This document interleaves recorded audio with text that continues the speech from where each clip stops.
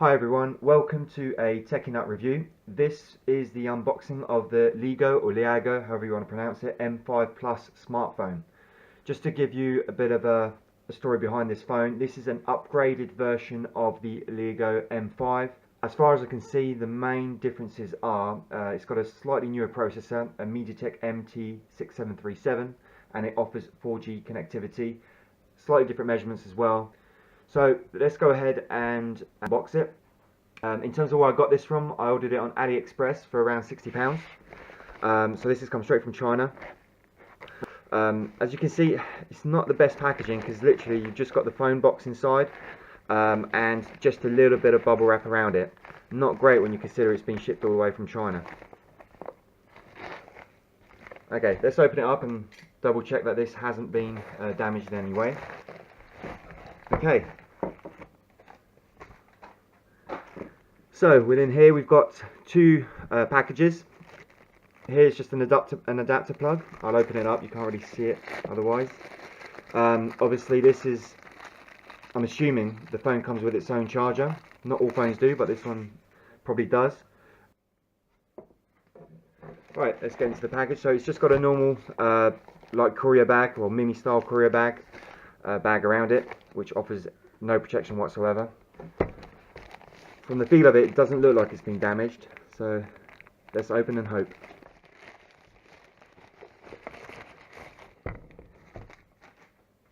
Okay, so let's just have a quick look at the box. No, there's no damage.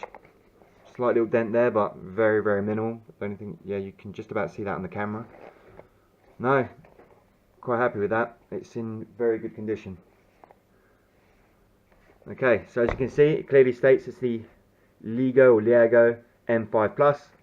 I ordered it in the champagne gold version. They've got that right. Definitely is the champagne gold version. So let's just get into this box.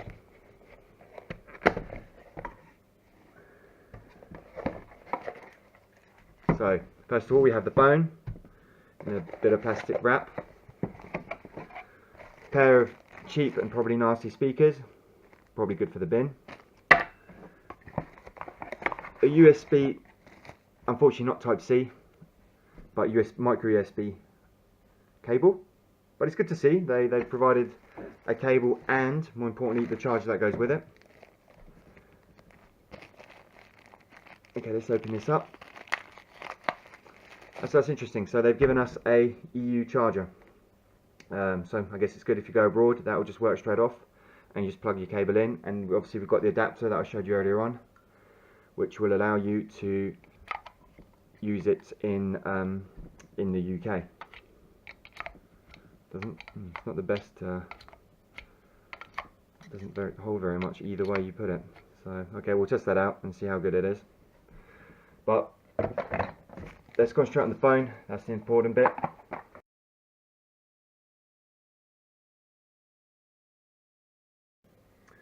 Okay, so the first thing that we need to keep in mind here is we are dealing with a phablet, so obviously, you know, it is quite sizable, but already I'm quite impressed. It looks fairly premium for the price point, if I'm honest. The back panel is removable, and I will show you. I will demonstrate that. It's made out of plastic. You wouldn't think so the way when you look at the weight of it, but the bezels are made out of metal, which gives you that false impression of a metal unit. In terms of the device itself, in terms of its connectivity on board, so you do have a 3.5mm jack, so they haven't got rid of that, which is good to see. At the bottom, obviously not Type-C, because the cable we got obviously doesn't provide that, and nor does the phone itself. You can see there's a microphone there and just a micro USB connector. On this side, you have no connectors whatsoever, and on this side you have the power button and the volume rocker. Just give it a shake, see if there's any rattle. No rattle at all. That's pretty impressive. Nice to the touch as well. As mentioned, at the front you've got the 5-megapixel camera, you've got the earpiece and the sensor. Here, no real buttons. These are all touch, which is I quite actually like that. I know some people like physical buttons, but that's quite nice to see in my opinion. and at the back the 13 megapixel shooter with the flash and the all-important fingerprint sensor. One thing I've also noticed, looking at this in more detail, is it already has a screen protector applied on top of the Gorilla Glass 4 screen. It looks like a plastic one. As usual, one thing I hate about these screen protectors these days is with these big phones, they don't go to the edges. They just don't. They leave these massive gaps around the phone, and it's a little bit nasty. But you need it. It protects the phone from scratches, especially for the ladies who put these phones in their bags, etc. They're gonna get scratched. So you know you do need to put some protection, and ideally you need to put a case on there as well. Okay, so let's open the phone up now. Okay, so this is the phone without the back panel. As you can see, the back panel is just plastic. And here at the back you can see what you've got inside the phone. So here is the battery, which is the 2,500 milliamp hour battery. Here you see the dual SIM slots, so you can put 2 SIM cards. That's quite popular, to be honest, not much in Europe unless you're a business user and you have a business SIM and you have your personal SIM. But it is very popular on the Chinese market. And also here you have the more important micro SD card slot. So that's good because this phone only comes with 16 gig installed, so giving it a bit more storage is probably going to be a necessity with this phone. One thing I did forget to mention in the package, which I've just seen, to be fair, it's quite small. There are some instructions. Okay, so we've spoken about the specs of this phone. Before I actually switch it on, let's have another look at the build quality here.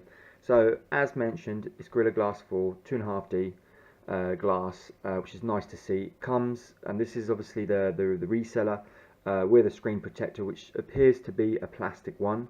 I may be replacing this with a tempered glass one going forward because I just find that a little bit better and actually more protective. You wouldn't really know it's plastic on the back unless, well, I guess if you tap it, yes, you do pick it up. But at the first look, no, you think it's all metal, but it's really heavy. It feels really premium. I'm really impressed. I mean, if you think about this is a £60 phone, yeah? I wouldn't say it looks like a £60 phone. For this kind of money in the UK or in Europe, and you bought locally, you wouldn't be able to get half this kind of phone. So it's really nice to see this level of quality for such a small price. Okay, so here is the welcome screen. By default, it's in United States, so we're just going to go for United Kingdom and set next. So straight away, I find the screen very responsive. Okay, so this is where it becomes interesting. We can set up the fingerprints. So as I said about the specs, apparently it can unlock the device in less than 0.19 seconds. To be honest, if it's pretty much instantaneous, that's what we're looking for. So normally with all these devices, it's pretty much a straightforward thing. You have the touch to unlock it, the fingerprint sensor to unlock it, but if you don't remember, you can set up a pattern, a pin, or a password. We're going to go for a pin, and I'm going to go for an ultra secure pin, 0000. Obviously don't do that on your own device. Make sure you put something a bit more robust, or put in, I would actually recommend a proper password if I'm honest. Okay, so this is the bit where we are now going to do the fingerprint registration. And let's go ahead and do it. So I'm just going to take the phone off the stand for a second.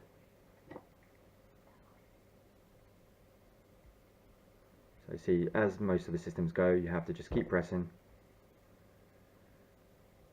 Eventually it will register. And do it at different angles just in case. And that should be done. Okay, so now we are in the phone's interface. So straight away, let's have a look at the setup for the fingerprint sensor. Okay, so let's give that a try now. And oh, what's good to see here, if you've noticed, it doesn't go to the lock screen, it goes straight through and unlocks the phone, because some fingerprint sensors don't offer this ability. They go to lock screen and then you have to swipe to unlock. It's nice to see that this phone, it doesn't do that. Let's try again. That's pretty good.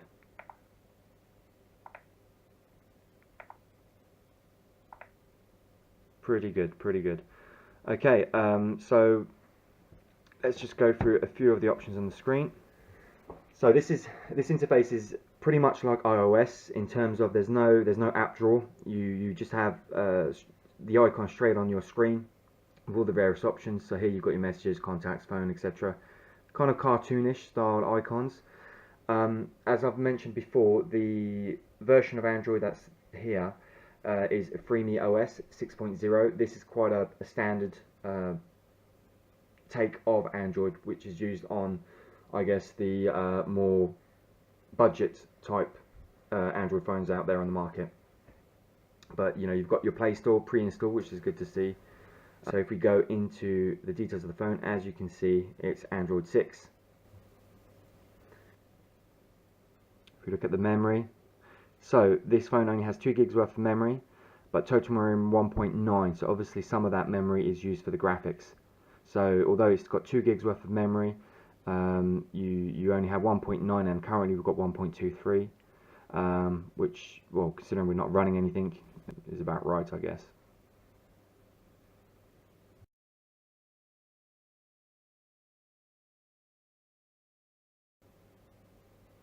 Okay, let's just recap what we have here. For only £60, we have a 5.5-inch Gorilla Glass 4 smartphone. It runs Android 6, customized version, with 2 gigs of RAM, and a MediaTek mid to low range processor. It's pretty good. I mean, so far I've been really impressed with the build quality. It's much more premium than I anticipated. Yes, it's got plastic, but you wouldn't think so when you have it in your hands. It just feels heavy, it feels premium, it feels unibody. The benefit of it not being a unibody phone and having a back cover that's removable means you can change the battery. So when the battery itself starts giving up, showing it's tired, etc., you can go in, buy another battery and replace it. I think that can actually work out quite well. It's only got 16 gig of internal storage, but luckily, thanks to microSD expandability, you can add to that.